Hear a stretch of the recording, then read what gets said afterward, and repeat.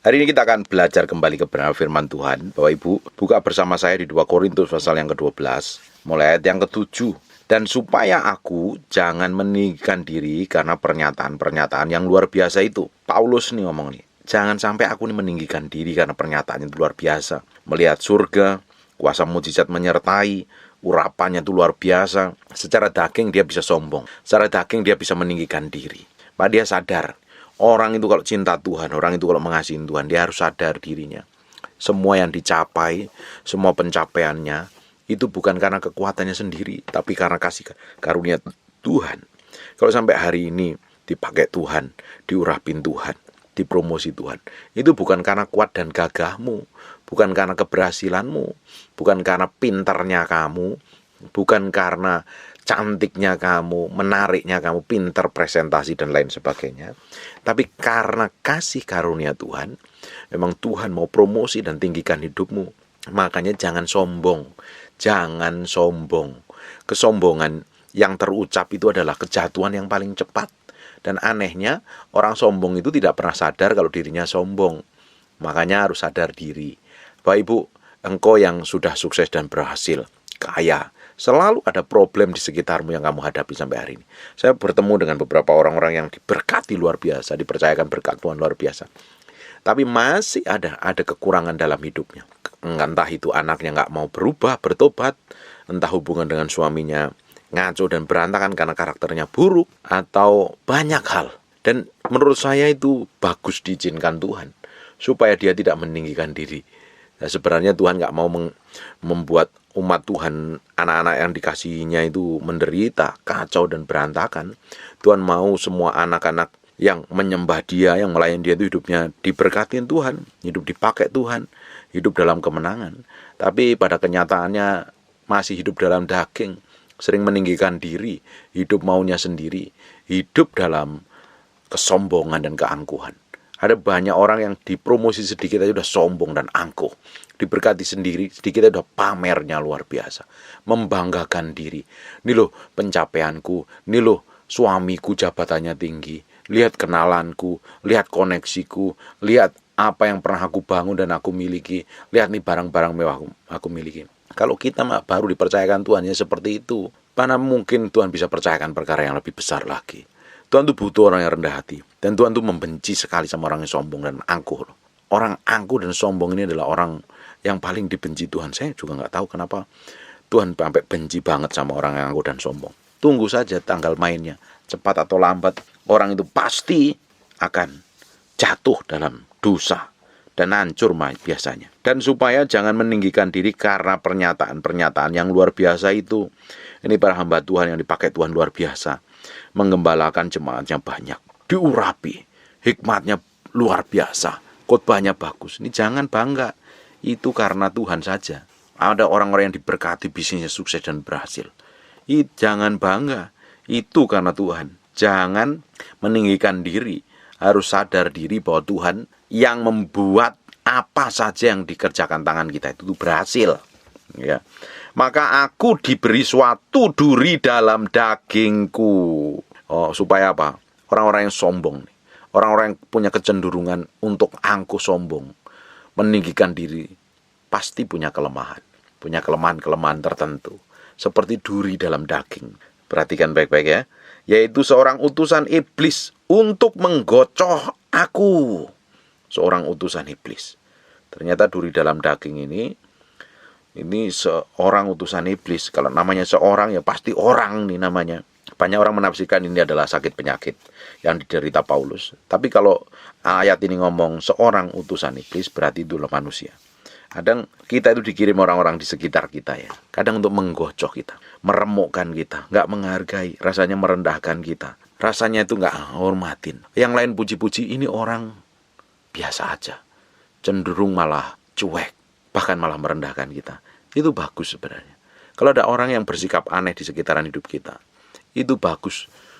Supaya kita ini sadar diri bahwa kita ini butuh Tuhan. Kita gak boleh meninggikan diri. Kita gak boleh menyombongkan diri. Kita harus tahu persis hidup kita butuh Tuhan. Jangan sampai kita meninggikan diri karena pencapaian kita, karena apa yang kita miliki. Nah, nanti malah kita akan diseret jatuh. Ayat yang ke-8, tentang hal itu aku sudah 3 kali berseru kepada Tuhan supaya utusan iblis itu mundur daripadaku. Berapa banyak orang yang ngalamin ini? Tuhan, aku udah capek dengan kejadian ini. Tuhan, kenapa sih kok dikirim orang-orang model kayak begitu? Tuhan, kenapa sih kok aku harus berurusan dengan manusia model seperti itu? Entah itu anakmu, entah itu suamimu, entah itu bosmu. Bisa saja dipakai Tuhan untuk belajar kita ini bergantung sepenuhnya kepada Tuhan. Dipakai Tuhan secara ajaib orang-orang di sekitarmu itu untuk belajar supaya engkau nggak meninggikan diri, menyombongkan diri. Tentang hal itu aku sudah 3 kali berseru kepada Tuhan supaya utusan iblis itu mundur daripadaku. Utusan iblis loh. Tapi jawab Tuhan kepadaku, cukuplah kasih karuniaku bagimu, sebab justru dalam kelemahanlah kuasaku menjadi sempurna. Ternyata Tuhan sedang ngajarin. Kalau diperhadapkan hal buruk, hal nggak enak, hal yang rasanya itu menjengkelkan, menyebalkan, dikirim orang yang kerjaannya itu bikin kita itu rasanya, aduh Tuhan, mbok yo dilepaskan dari orang ini sih.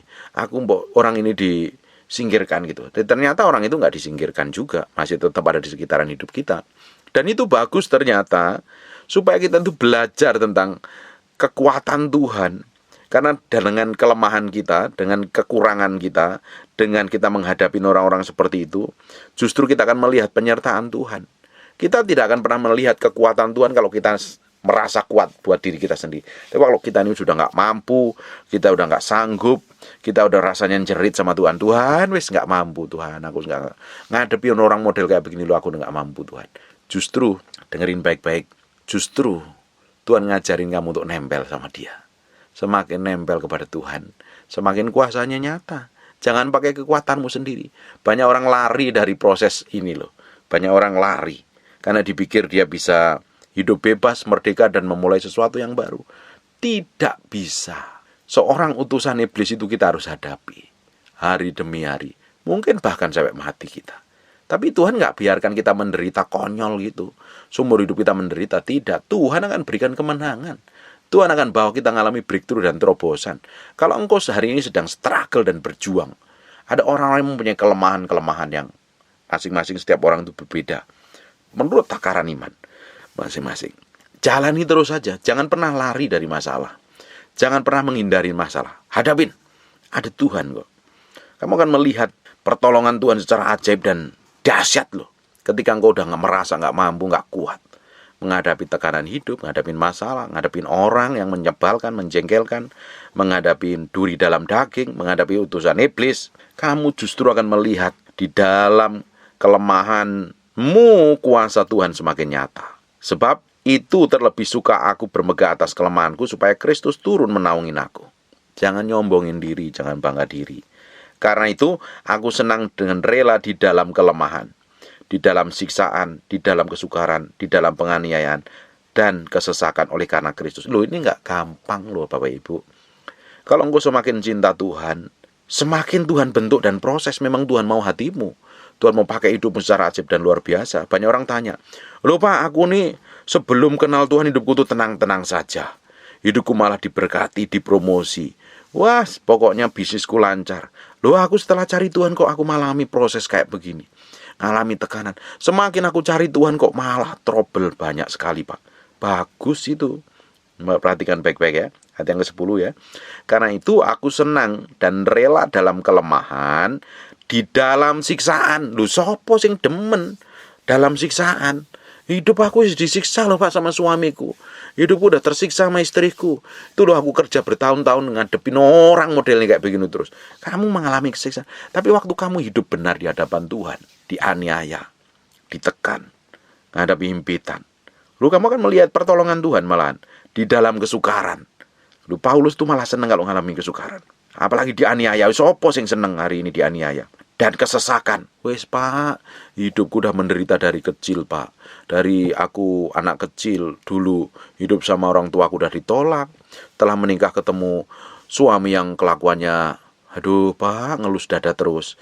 Terus semakin kesini saya melahirkan anak-anak kok rusak bejat kayak begini.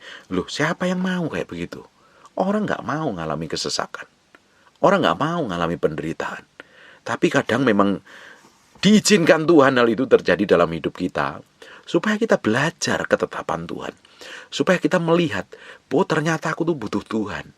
Aku nggak boleh menyombongkan diri. Banyak orang yang merasa semuanya berhasil, baik-baik saja, sukses, kaya raya, diberkatin, luar biasa. Dan dia bisa bangga diri dan tepuk dadanya. Lu lihat nih, gua nggak seperti kalian. Aku nih udah diberkatin Tuhan, aku sukses dan berhasil. Kalau kita ngomong seperti itu, engkau membanggakan dirimu. Tuhan bukan yang utama dan terutama. Tuhan nggak mau seperti itu. Tuhan mau jadi yang utama dan terutama dalam kehidupan kita. Supaya kita ini melihat di dalam kelemahan kita, dalam kekurangan kita, dalam problem kita, dalam masalah kita, dalam kesesakan, kesukaran yang kita alami. Kita akan melihat pertolongan Tuhan. Kalau kita ngalami kayak seperti ini, hidupmu akan mati daging. Paulus ngalami kayak begitu ini, makanya dia bisa ngomong karena dia mati daging. Dia nggak bisa bangga dengan pencapaiannya. Dia nggak bisa bangga dengan pelayanannya. Dia nggak bisa bangga dengan pengaruhnya luar biasa. Dia juga nggak pernah bangga dengan penglihatan secara rohani. Orang baru dipakai Tuhan luar biasa aja. Sombongnya ampun. Baru diurapi bisa ngusir setan. Angkuhnya bukan. Merasa yang lain nggak diurapi dan dia sendiri yang paling diurapi. Baru diberkatin sedikit, bisa beli mobil bagus, beli rumah bagus, beli tanah, beli aset, beli jam tangan bagus, dan beli tas bagus. Sudah jalannya nongak terus. Bagaimana mungkin Tuhan bisa percayakan lebih gede lagi? Karena Tuhan ketika Tuhan percayakan sama kita, Tuhan mau kita ini tetap rendah hati. Supaya apa? Semakin dilimpahi berkat, semakin dilimpahi kuasa, semakin dilimpahi pengaruh, dan menjadi berkat bagi banyak orang. Bukan malah fokus pada diri sendiri. Makanya ada orang-orang yang sudah sukses, sudah kaya, hidupnya diberkati, tetapi ada saja pasti ada kekurangannya, satu dan di lain hal. Itu bagus, ngajarin kamu supaya kamu nempel sama Tuhan, butuh kekuatan Tuhan. Jangan sombong, jangan belagu. Mentang-mentang kamu sekolah di luar negeri, kamu bangga, kamu sukses, berhasil bikin perusahaan, banyak, bangun apartemen, bangun hotel, segala macam. Nih lihat nih, pencapaianku. Itu bukan pencapaianmu, karena kasih karunia Tuhan, Tuhan berkati tanganmu. Kalau menyombongkan diri nanti, malah Tuhan bukan yang ditinggikan. Hidupmu, egomu, hawa nafsu yang ditinggikan, kamu akan mudah jatuh dalam dosa. Makanya diizinkan duri dalam daging. Seorang utusan iblis yang dipakai untuk menggocoh. Bayangin kalau menggocoh itu selalu bikin nyebelin mungkin, menjengkelkan mungkin, menekan mungkin, sedikit menganiaya mungkin, kalau perlu menyiksa mungkin, ngalami keseksaan. Tapi diizinkan Tuhan. Nggak sampai kamu keleleran, menderita, lemes-lemes dan pingsan sampai mati, itu enggak. Diizinkan itu terjadi supaya kita sadar diri, kita itu butuh Tuhan, kita perlu kuasa Tuhan, kita perlu urapan Tuhan, kita perlu bergantung sama Tuhan. Karena kecenderungan dari semua orang untuk membanggakan diri itu ada, menyombongkan diri ada. Seperti Lucifer, pertama kali adalah dia penghulu malaikat yang dekat dengan Tuhan, memiliki kedekatan dengan Tuhan. Luar biasa pengaruhnya, luar biasa. Tapi ketika dia meninggikan diri, ingin menyamai yang maha tinggi, ya habis. Hancur, dibuang. Statusnya dibuang menjadi iblis. Saya rasa inilah Tuhan, kenapa Tuhan tuh benci dengan kesombongan. Karena awal mulanya, orang yang pribadi, malaikat yang paling dipercayai, ternyata dia meninggikan dirinya dan menyombongkan dirinya, pingin menyamai yang maha tinggi. Akhirnya dibuang. Kalau engkau punya sikap seperti ini, sombong, angkuh, dan belagu, waduh, pokoknya nggak menghormatin orang lain, memberi level kelas-kelas pada setiap orang. Dengerin baik-baik, kita itu sama Bapak Ibu. Kita itu sebenarnya sama. Yang membedakan kita ini adalah status sosial kita. Sebenarnya di hadapan Tuhan itu sama. Kita dengan sama-sama orang, anak Tuhan yang jadi pekerja, atau mungkin karyawan yang gajinya UMR, atau dengan OB, office boy di gereja. Sebenarnya kita sama, yang membedakan kan status sosial. Mungkin kau bos, mungkin kau pendeta, mungkin kau gembala, dan dia hanya office boy. Mungkin dia seorang pembantu, asisten rumah tangga, pembantu rumah tangga. Sama, kita di hadapan Tuhan sama. Kalau dia cinta Tuhan, kita nggak cinta Tuhan, malah dia yang berhidupnya berkenan di hadapan Tuhan. Jadi kita karena status sosial, kita pingin kecenderungan, ada keinginan di dalam diri kita untuk meninggikan diri, menyombongkan diri, merasa di atas rata-rata. Padahal di hadapan Tuhan sama. Harusnya semakin kau diberkati, semakin kau dipakai Tuhan, semakin kau dipercayakan berkat-berkat Tuhan, dipercayakan dengan komunitas-komunitas orang-orang kaya, harusnya semakin rendah hati, semakin menjadi berkat. Jangan meninggikan diri, berlaku sombong, merasa kalau ketemu orang yang merasa ya dianggap levelnya rendah, merasa jijik, merasa nggak selevel. Sombong kamu. Orang-orang yang sombong model kayak begini itu susah ditegur, susah dinasihatin, benernya sendiri, hebatnya sendiri, pintarnya sendiri, kayanya sendiri, merasa paling kudus dan berkenan di hadapan Tuhan. Padahal mulutnya gedabrus, ngomong kosong, kelakuannya busuk, sifatnya jahat. Tuhan nggak mau seperti itu. Tuhan mau semakin kita diberkati Tuhan, dipercayakan berkat yang luar biasa, semakin dipakai Tuhan, semakin diberikan pernyataan perkara rohani, dipercayakan hal yang ajaib dan luar biasa, semakin kita memiliki kerendahan hati, makin kerendahan hati.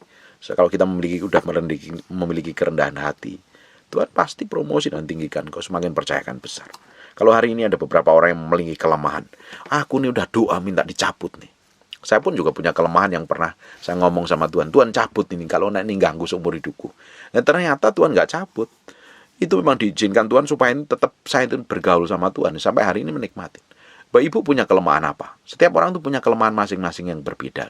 Ada yang sombongnya bukan main, suka pamer, gampang marah, gampang emosian, gampang tersinggung, gak bisa ditegur, gak bisa dinasihatin, dikit-dikit membenarkan dirinya dan orang lain salah semuanya. Ada orang yang malah pingin dikasihani terus. Semua orang punya kelemahan masing-masing yang berbeda. Kelemahanmu apa? Justru dengan kelemahanmu itu harusnya kita semakin nempel sama Tuhan.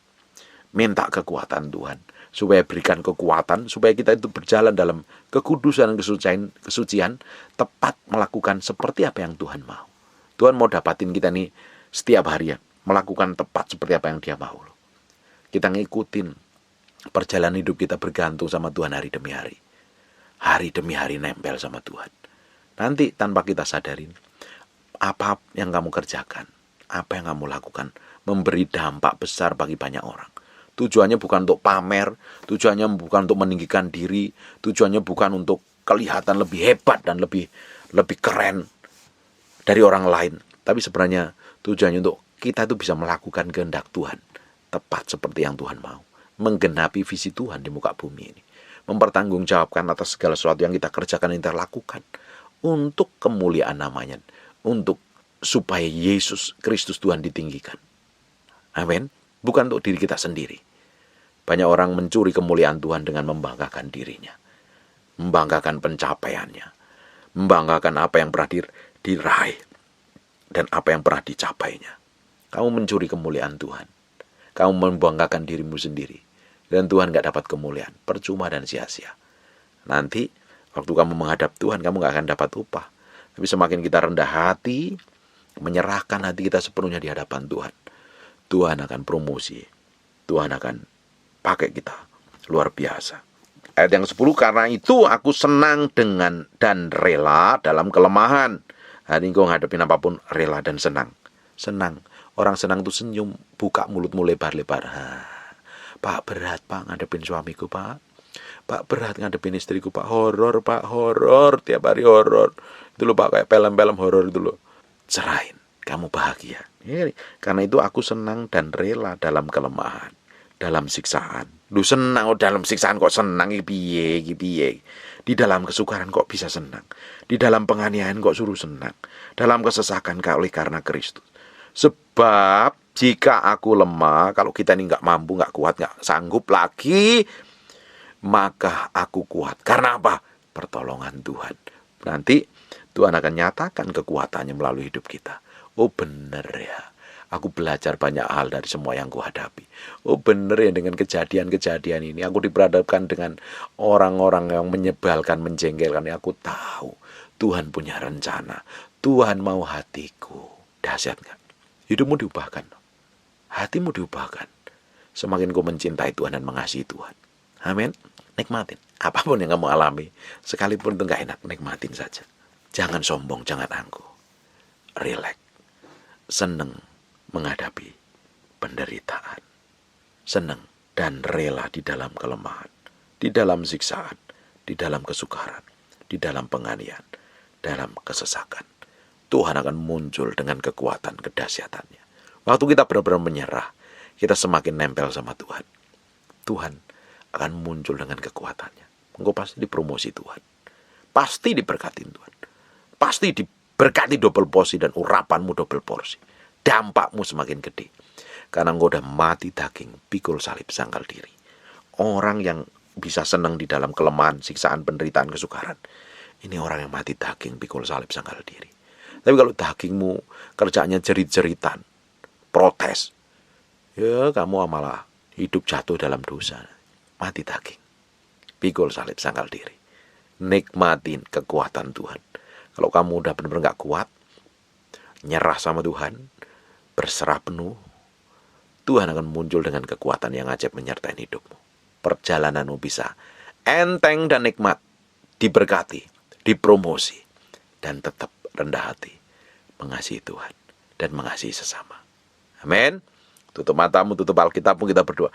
Bapak, terima kasih buat anugerahmu, buat kemurahanmu, buat berkatmu, buat kebaikanmu, buat problem, buat kelemahan yang kami alami sampai hari ini. Kami percaya Engkau kirim seorang utusan iblis untuk kami bisa hadapi setiap hari, tapi kami mengalami kemenangan dan kami bisa bersuka cita. Karena dalam kelemahan kami, ternyata nyata kuasamu, urapanmu. Dan kami perlu bergantung dengan Engkau setiap hari. Nempel dengan hatimu. Sampai nempel dekat dengan Engkau. Ngerti detak jantungmu, berjalan seirama, seritme dengan Engkau. Terima kasih Tuhan. Kami mau menikmatin semua yang terjadi dalam hidup kami dengan senang dan bahagia. Bahagia tersenyum karena Tuhan menyertai hidup kami. Ada kemuliaan, ada berkat, ada mahkota yang menanti kami. Dan Tuhan, kami persembahkan hati kami sepenuhnya untuk-Mu, untuk kemuliaan, hormat, pengagungan putra Raja kami yang maha mulia, Yesus Kristus Tuhan. Dan sekarang hamba-Mu berdoa untuk orang-orang yang sakit Tuhan. Hamba-Mu berdoa oleh bilur Yesus, oleh darah Yesus, jadilah Engkau tahir, jadilah Engkau sembuh. Ada orang-orang yang sedang sakit apapun itu, taruh tangan kananmu di bagian dada. Hamba-Mu berdoa, aku lepaskan urapan kesembuhan oleh bilur Yesus, oleh darah Yesus, be healed in Jesus name, in Jesus name, in Jesus name. Dalam nama Yesus, aku berdoa mengucap syukur. Haleluya. Amin. And God bless you.